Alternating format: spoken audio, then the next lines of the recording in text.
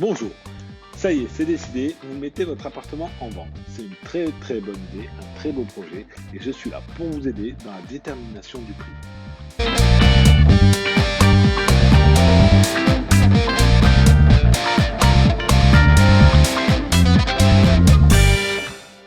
Alors forcément, vous n'êtes pas professionnel, vous ne connaissez pas le système des estimations, et je suis là pour vous donner deux, trois tuyaux pour trouver le meilleur prix possible.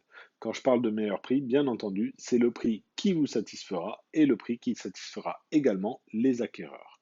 Pour cela, il y a quelques astuces à utiliser, quelques pièges à éviter surtout, et c'est parti pour le premier.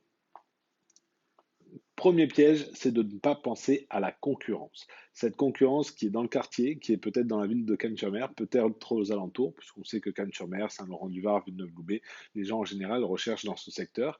Et donc, il est vraiment important de voir ce qui se vend actuellement sur le marché. Il faut bien faire la distinction entre deux types de biens qui sont en vente sur Le Bon Coin, Se Loger, etc. Il y a d'abord les appartements qui sont en vente depuis plus de 6 mois. Ces appartements-là, forcément, il y a quelque chose qui cloche, parce que sinon, il serait déjà vendu. Donc, il faut bien prendre en compte cet aspect, parce que c'est important dans la détermination du prix. En général, vous aurez des appartements qui sont beaucoup plus chers que le marché ou qui ont un gros souci, ça peut exister également. Vous avez également des biens qui sont en vente depuis moins de 3 mois. Ceux-là sont des concurrents intéressants parce qu'ils vous permettent de voir le prix du marché. Dernier critère à étudier, c'est tout simplement les ventes qui ont été effectuées ces derniers temps et toujours dans votre quartier. Vous pouvez avoir ces informations depuis presque 2 ans grâce aux notaires notamment qui enregistrent toutes leurs données, toutes les ventes sur un site internet qui est mis à disposition par l'État. Je peux vous envoyer le lien, mais vous le trouverez forcément. Il y a même des applications qui existent maintenant où vous rentrez votre adresse et vous avez le listing détaillé de tout ce qui s'est vendu dans le quartier. Très intéressant, c'est sur ces biens-là qu'on va se focaliser parce que ce sont des biens qui se sont vendus, donc qui ont trouvé des acquéreurs, et donc le prix est forcément beaucoup plus cohérent que les appartements qui sont en vente depuis 6 mois sur le Bon Coin.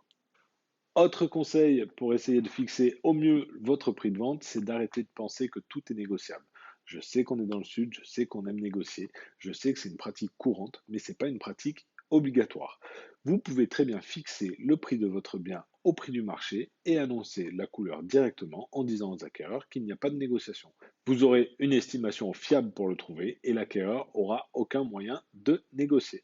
Pour fixer le prix de vente de votre bien, il faut savoir rester objectif. Je m'explique. Vous y avez forcément passé des bons moments, vous avez peut-être vu grandir vos enfants, comme dirait Stéphane Plaza, mais ça, l'acquéreur, j'ai une mauvaise nouvelle pour vous, il s'en fout. Lui, ce qu'il veut, c'est un prix au mètre carré. Donc, pour estimer le prix, forcément, il va falloir mettre de côté tous les sentiments et rester objectif. Je sais que ce n'est pas un exercice facile, c'est pour ça que les agents immobiliers sont là.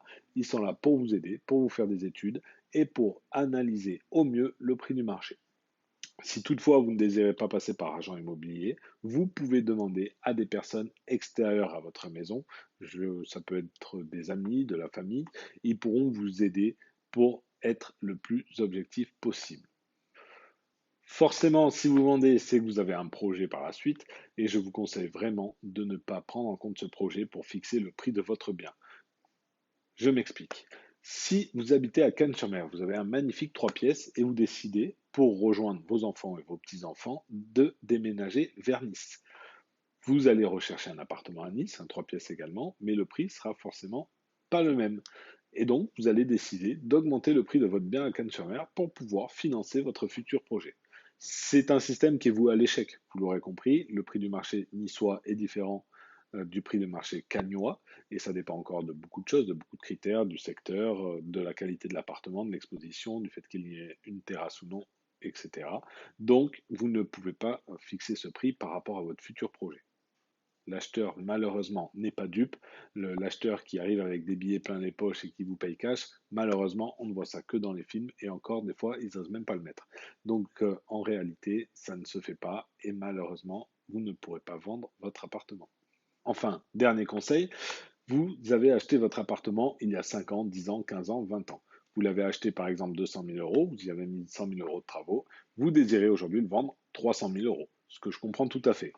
Mais les 100 000 euros que vous avez mis, c'est surtout pour le mettre à votre goût, pour le mettre aux normes. pour mettre une couleur particulière. Pourquoi pas du rose dans la salle de bain? Pourquoi pas du jaune dans la chambre des enfants? Ces modifications-là, l'acheteur n'a pas à les payer. Donc il faut vraiment prendre en compte le prix du marché et pas le prix du marché d'il y a 20 ans, plus les travaux que vous y avez mis dedans. Vous ne pourrez pas vous y retrouver malheureusement et l'acheteur ne sera pas dupe. Voilà, j'espère que mes conseils vous ont aidé. N'hésitez pas à me contacter, à commenter, à partager cette vidéo. Je suis disponible pour échanger sur ce sujet. Ça sera un plaisir de vous aider. À très bientôt. Au revoir.